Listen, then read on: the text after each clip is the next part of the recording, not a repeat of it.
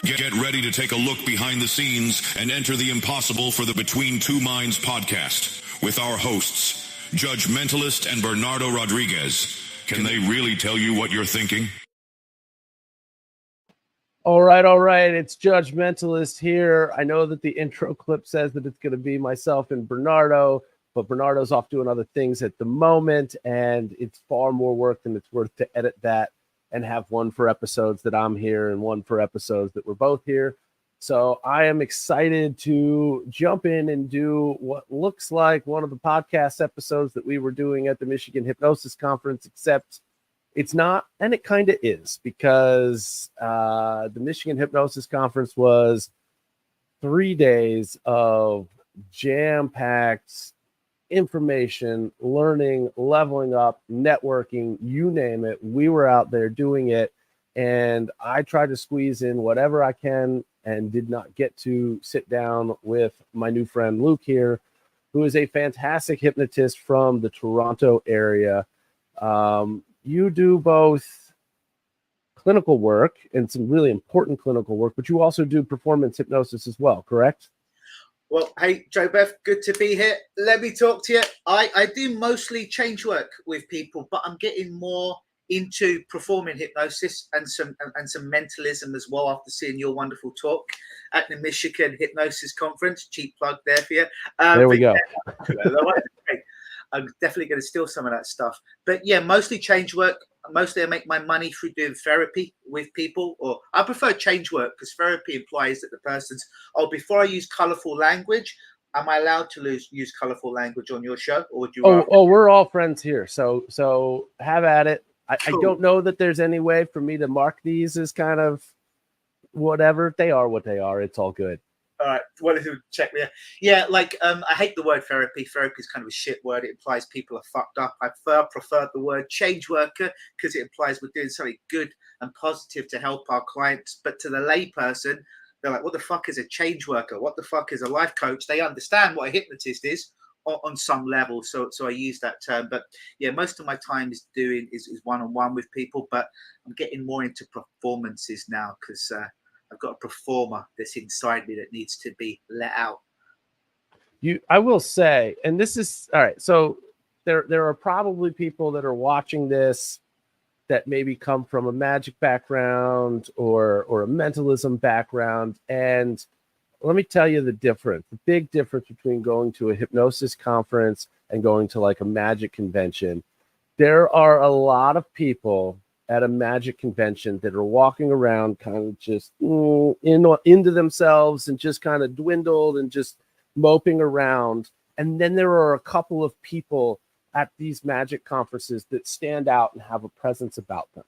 When you're at a hypnosis conference, everyone is standing around with a presence about them. Everybody is, up and elevated. And somehow one of my big observations from Michigan is that you somehow managed to stand out above and just have this glowing presence above and beyond a group of people who all walked around with a glowing presence.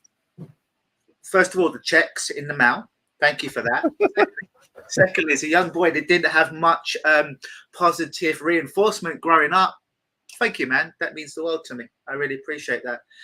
What I learned a long time ago is I've been doing this 25 years. It's pretty much been my only job. And I realized that as a hypnotist, most of us are insecure in as much as no matter how long we've been doing it, we want to find the next new technique to help our clients. Now, there's nothing wrong with wanting to grow. There's nothing wrong with learning more about psychology and change to help our clients more rapidly and more elegantly. This is a beautiful thing. As Tony Robbins says, it's one of our 6 human needs to grow. But so many of us, I can't work with this particular problem, this particular client, because I haven't got this particular skill right now. So let me pay another $1,000. Let me attend another conference so I develop this skill. And they accumulate all of these skills. And oftentimes they don't do anything with it. There's a great phrase that says the graveyards are filled with a lot of talented people that never express their talent. My focus for a long time has been develop your character. And by character, you know this, being a mentalist, being a lawyer, being a stage performer, is you've got all these skills, but there's a lot of bloody stage hypnotists out there. Some of them are good, some of them are lousy, to be honest. What's the difference is oftentimes people are doing the same routines. Not everyone. There's some great stage performers out there, but they're not cool. They don't stick out. Like in the magic world, I don't know whether you like these particular magicians or not. I know someone like a Chris Angel is very divisive. Some people fucking love him. He's like, this is amazing. Some people hate this fucker. Of all the shows I've ever seen, hypnosis, rock, wrestling, magic, I've seen Copperfield, I've seen David Blaine, I've seen Chris Angel, been to WWE shows. I love it all. Chris Angel's show was the greatest show that I have ever seen from beginning to end. The old show that he used to do in Vegas, can't remember, the Triangle, the Pyramid Hotel. Okay. The cirque-related show. Yeah. It was I've seen Copperfield, amazing, but as in like what with a guy with ADD, I think most of us do on some level. His show, the way he was just going from one illusion to the other, it was fucking amazing. And whether you like him or not, he had a cool presence on stage. So one thing whether I'm teaching other hypnotists or change workers is forget about learning the next skill. I fucking make skills up. I pull new techniques out of my ass. It's pretty easy to make up these techniques. But your presence, your energy, how you are communicating, what makes you different, your persona. And when I say persona, I'm not talking about being a phony. I'm pretty much the same fucker all the time. Same guy at the conference, same guy doing my talk, same guy with you, same guy at my MMA, same guy with my girlfriend. Maybe the volume's turned up in certain areas, but it's me. I'm not trying to be the hypnotist. I am this fucker as I'm walking around. So stop trying to, the next skill. This is good, it's useful, but develop that presence, because I've got to a level now, not to break my arm, tapping myself on the back. I make shit up with my clients and it works. And I look at me in the eye, I'm like, I just made that shit up. They're like, we know. And it still fucking worked. And at the end of the day, that's what matters. They came to achieve a result and you delivered. That's it. And when a lot of people are, stage hypnosis performers against hypnotists, there was a discussion on the last day, right? The discussion panel with the stage hypnotists on the stage, and we had a mix of hypnotherapists and stage people in the audience. And there's like this invisible line or this battle. I'm not on either side. I do a little bit of both.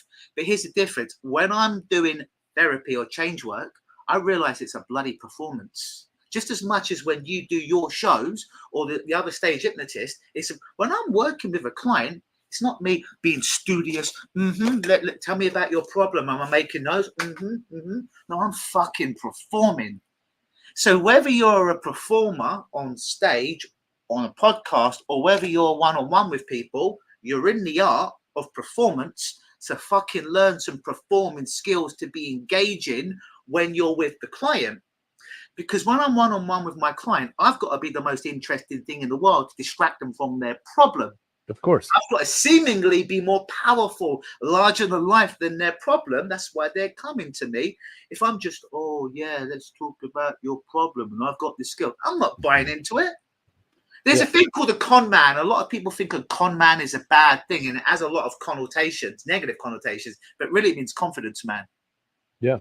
Whether you're on stage or in therapy, you're a con man. I don't mean in the nefarious way you're hurting or harming someone, but you've got to be one hell of a presence to guide your clients out of this problematic state they're in. And obviously, if you're on stage, it's self-evident. You've got to be the shiniest object in the room. Whether you're making your audience or your people on stage as the stars of the show, you're still the ringleader.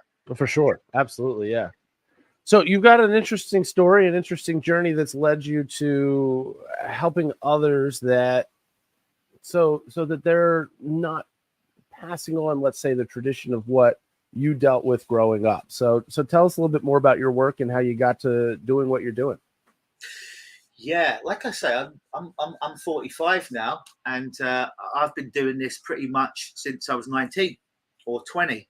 And I really got into this because growing up, I had every kind of problem you can imagine, and some problems you never want to imagine. The only two problems I never really had is I wasn't sexually abused, and I wasn't addicted to any illicit substances, right? But I was bullied, shit relationship with my parents, no confidence, agoraphobic, nearly died of asthma, was a fat bastard, couldn't look people in the eyes. I had about every problem, like I say, you can imagine. And I had years of therapy, years of traditional therapy, because I was the problem, right? As a 10-year-old kid. I had years of therapy, probably close to 10 years of child therapy with traditional psychologists, counselors, and family therapy. None of it helped. And I'm suicidal. I tried to top myself, as we say in England, kill myself twice before the age of 17. And when the second time didn't work, I'm like, it's probably the universe's way of telling me I better start fucking living now. And when years of traditional therapy didn't work for me, and some medication that I used to learning skills from magic, they would give me the antidepressant, anti-anxietants. I'd palm them and sell them to other people in the clinic. You know, I was like that. But nothing worked, man. And I started talking about my problems for years. And it was lovely to have someone listen to me bang on 50 minutes of the hour, but nothing changed. I was still fat, still fucking lonely, still agoraphobic, bullied, shit relationship with my parents, suicidal, depressed. Oh yeah, and anxious. I had anxiety before everyone had anxiety. I'm walking around in 95 of anxiety. Now everyone has anxiety, right? But I had it before it was cool. And nothing worked. Nothing fucking changed me. And then I've told this story a lot of times. I'm going to try and tell it a little bit different here. Is in England, you probably heard of this fella. There's a guy called Paul McKenna. He's a very popular hypnotist, very successful. And he used to have a stage hypnosis show that was edited that would be on primetime TV in England in the 90s. And before the internet, right? So because it was on TV every Monday night at 8 p.m., I'm like, this shit must be real. They wouldn't put it on TV if it wasn't real. But, well, if he can make this one bark like a dog and this one moonwalk like Michael Jackson and this one sing like Tom Petty, maybe this stuff could help me. And he would sell these audio cassettes, not even CDs, not even downloads, audio cassettes that you'd have to flip these bad boys over. And one was called Supreme Self-Confidence. And I saved up some money, and it was like $22 or £11 back in the day. You had to write a check for it. So my sister wrote a check, sent it away from the News of the World newspaper. We cut it out, and I eagerly waited for this audio cassette for like 3 weeks. Finally arrived, and because I believed it has to work. He's on TV. It must be real. He's an entertainer. Wouldn't put him on TV with 10 million people watching him if it wasn't completely legit, completely real. This is my impressionable mind, but useful at the time. Audio cassette comes, and I fucking listen to that bad boy religiously every day for 3 weeks. Side A, explaining what hypnosis is. Side 2, the induction to supreme self-confidence. And that stupid $22 generic one size fits all, Paul McKenna didn't know me, changed my life more than 10 years or so of traditional therapy. Then my brain went, there's something to this shit. What if I traveled the world, spent way too much money, got in way too much debt, learning this legitimately so I could help other people in the way that it helped me? Then I spent the next 25 years traveling the world, spending way too much money, learning from people far smarter and more elegant than me on how to do this. And then at the beginning, I tried to be Tony Robbins, right? Everyone would get involved in hypnosis or talking. Tony's a great talker, very, very powerful, wonderful talker. But my mistake was, like a lot of hypnotists, we see a great hypnotist, a great performer, and we try and emulate them. It makes sense, right? They got us into the field of hypnosis. And as my dear old dad, who passed away a couple of years, said to me, is like, when people go to Vegas, they don't want to see the Elvis impersonator. They want Elvis. Mm-hmm. Meaning people want you, not some fucking cheap imitation of someone else. They don't want me pretending I'm Chris Angel, me pretending I'm Tony Robbins, right? They want me. And one of my biggest things that I kept hearing when I got involved in hypnosis quarter of a century ago is, Luke, that talk was great, but we didn't buy it was you at all. We didn't get any authenticity from it at all. No connection. And this fucking aggravated me, to be honest. I'm like, how can it not be me? It's me on stage. It's me talking. What do you mean it's not me? And I really I didn't get it. I didn't get it. And it was probably about 6-7 years ago. I was at Hypnothoughts.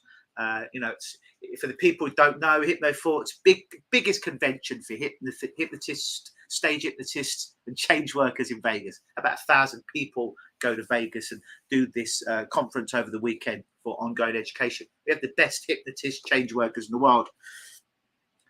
And I was trying to be a cookie cutter up until 7-8 years ago. My talks, no colorful language, didn't want to offend anybody.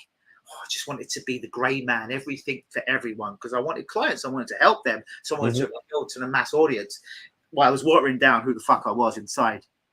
Then I went to a talk from a guy called Carl Smith, British guy, told a great story about how he got involved in hypnosis.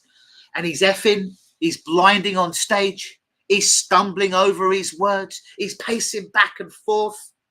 And I'm fucking captivated by this performance. It's not perfect.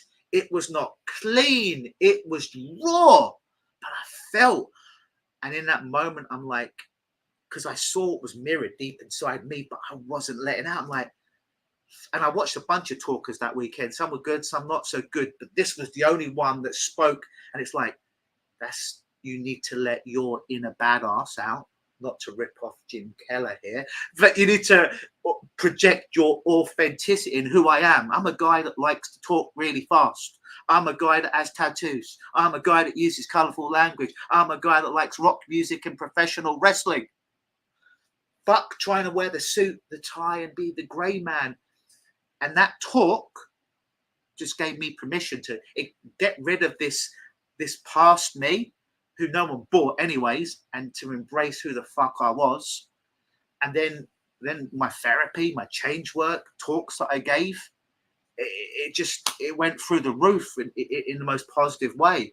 And the biggest compliment people would give me after one of my talks was, fucking hell.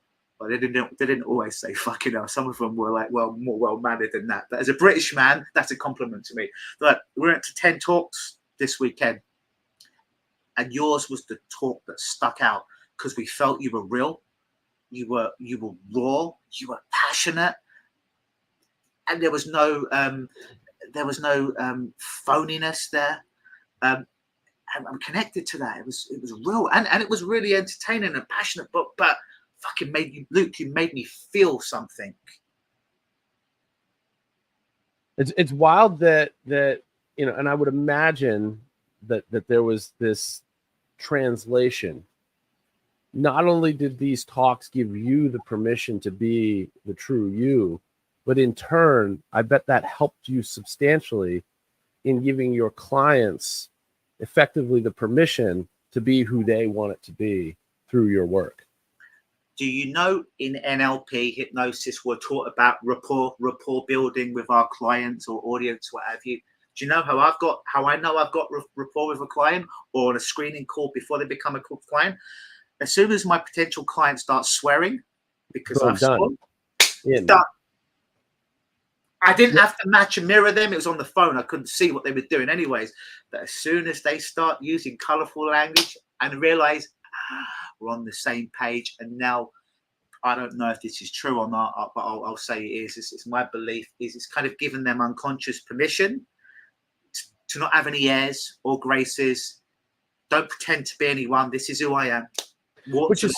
Which is so important in what we do, whether it's in a clinical setting or on stage, is truly giving people permission to let those barriers down so we can get to where we need to be to do whatever it is we're trying to achieve in that moment, whether it's change work, whether it's performance work and making them the stars of the show, or somewhere in between. It's that critical faculty is, I mean, obviously it's why we do what we do, because that critical faculty is in the way of everybody all the time, everywhere. So it's incredible. So what did I missed it, but I was running around doing all this other stuff. Tell us just briefly about your talk that everybody will miss and any opportunity they might have to see you, whether it's the same talk, similar talk, or otherwise at future conferences. Great that you just asked me about that, because I was making the thumbnail to the video of the talk that I'm about to put up. So if it's all right with you, I'll put the link in or send it to you after. Yeah. Actually, the talk was, pretend this is a red flag, not a scarf. how to take the red flags out of your thinking. Oftentimes people like I work with a lot of people that are addicted. I think everyone's addicted to something, right? But as I say, I'm addicted to wrestling, right? But I'm addicted to tattoos, but not all addictions are created the same. The heroin addict is addicted to heroin, or the chronic masturbator, it has a different set of problems, right? So it's not all addictions are created equally. Let's say I have an addict or someone, I don't believe anyone's an addict, but let's say they're having the addiction problem and they come in like, Luke, even though you helped me stop drinking and I'm very happy and it's been a month or two and this is the longest I've ever done, feel really good. But I think I'm feeling good because I haven't had the thought of drinking. And if the thought of drinking comes in my head, I think that's going to cause me to drink. Sometimes people think the thought is the problem. Listen, I know you're a performer and a mentalist, but it's good if I illustrate it this way. So if you have two thoughts, Joe Beth and your audience, right? And one thought is the thought of a feather. And the other thought is the thought of 100-pound kettlebell. And you have the thought of the feather and you have the thought of the 100-pound kettlebell in your mind. Which thought weighs the most? Well, the thoughts don't weigh anything. Thank you.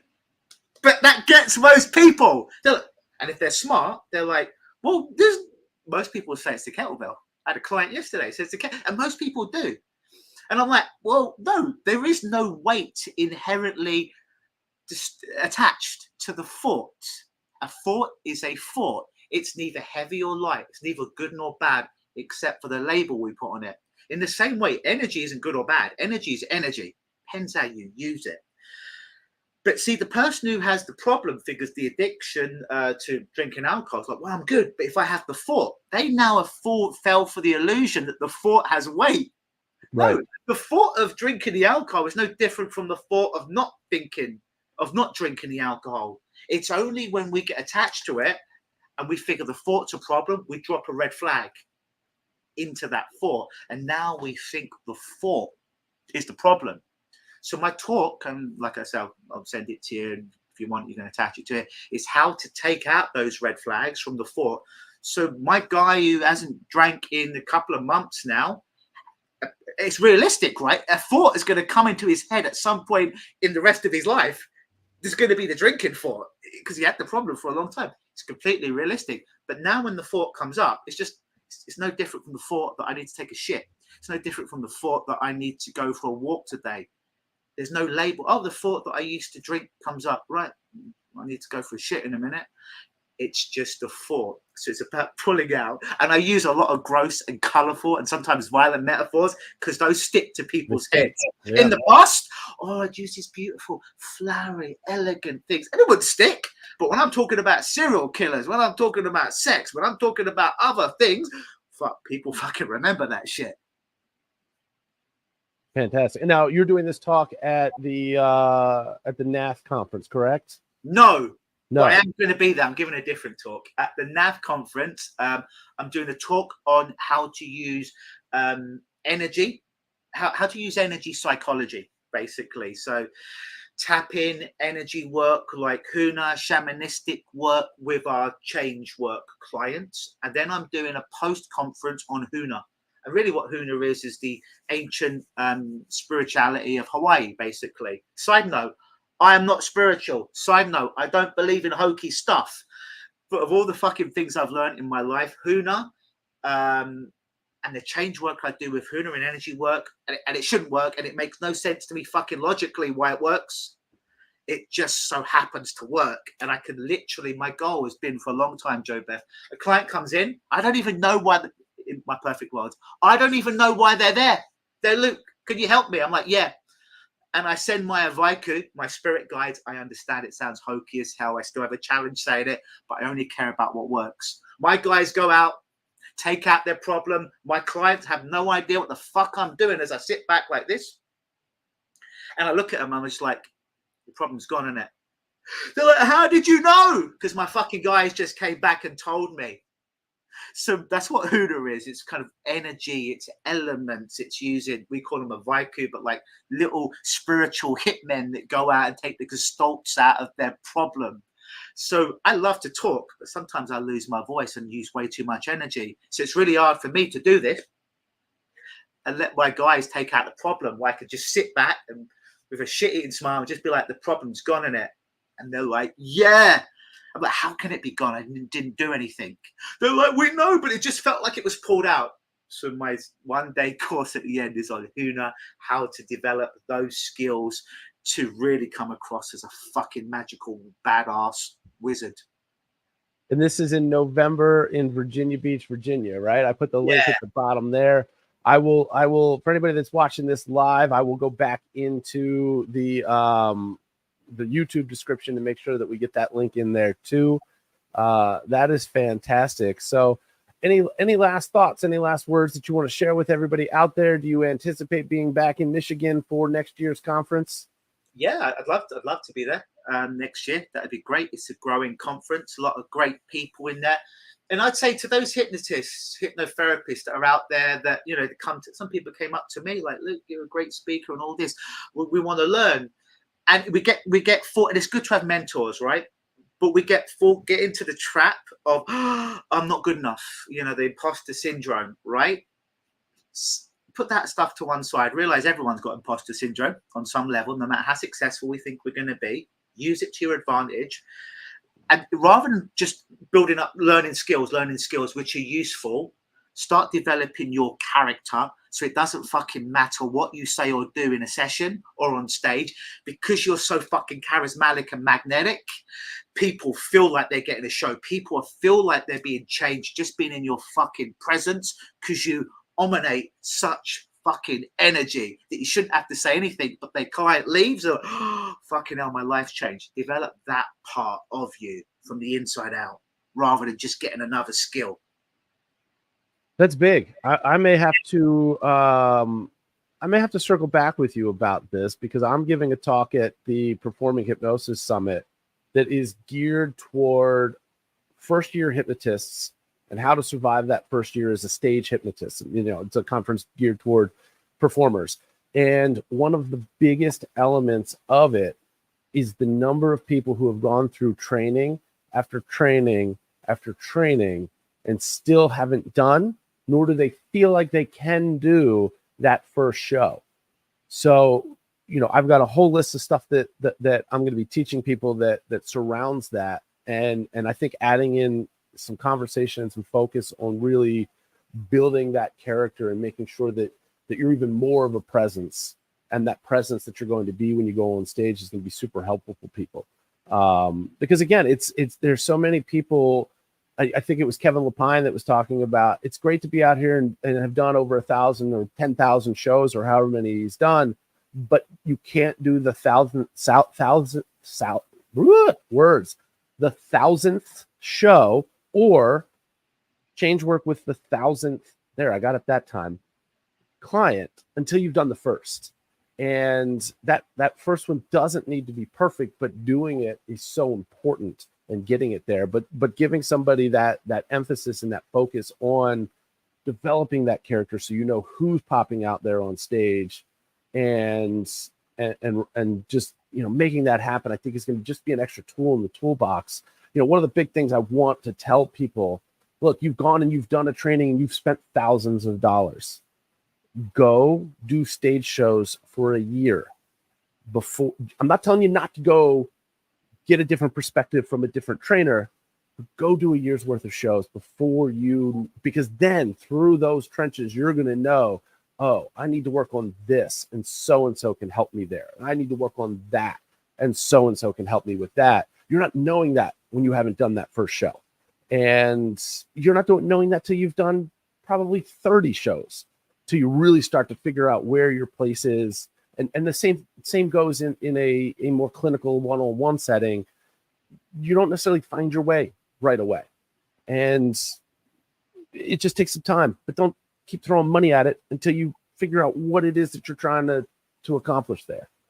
So Awesome. Well, I look forward to the next time that we cross paths, maybe at one of these conferences, maybe somewhere else, who knows. Any last thoughts?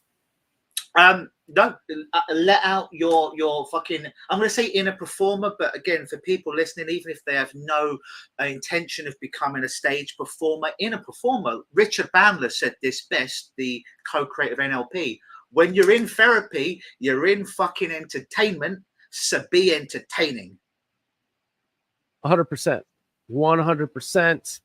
We got a shout out there from my stage partner who popped in here. Lukenosis is a dope ass name, and it absolutely is. Where do people find more about what you're doing? Let's say they want to just work with you as a patient.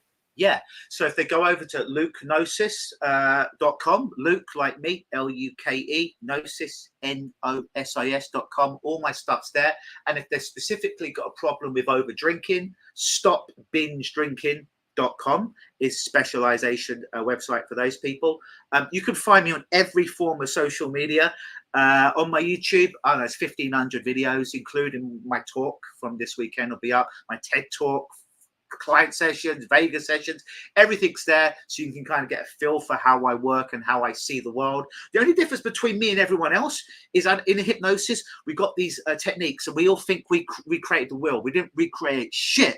The only difference between me talking about it and you or someone else is my experiences and how I deliver it out of my mouth. But so many hypnotists, oh, I developed this perfect skill. No, you didn't do shit. You put a little twist on it, but don't get caught up. You invented anything so you could trademark a fucking technique. Right. The only originality. Sell a DVD, right? Yeah, it is exactly. And fucking get more money from hypnotists, right? Your only originality, my only originality, none of these ideas are original. It's just fucking how I say it and how I process it and how it comes out of my mouth. That's the only thing that's unique about me or fucking anyone, is how you perform and how you do it. But lukenosis.com or stopbingedrinking.com. And I'll get those into, I don't know that I can edit it after the fact on Facebook, but it will be, find this on YouTube, and in the description, those will be there. So check out Luke. I want to thank you again for joining me. Thanks you for being at the Michigan Hypnosis Conference and everything that you did to share with everybody. All right. Till next time, friends. Thank you for tuning in to the Between Two Minds Behind the Scenes podcast. Be sure to follow us on social media under Between Two Minds with the number 2 instead of TWO, or under Enter the Impossible. Thank you, and we hope to see you back for the next episode.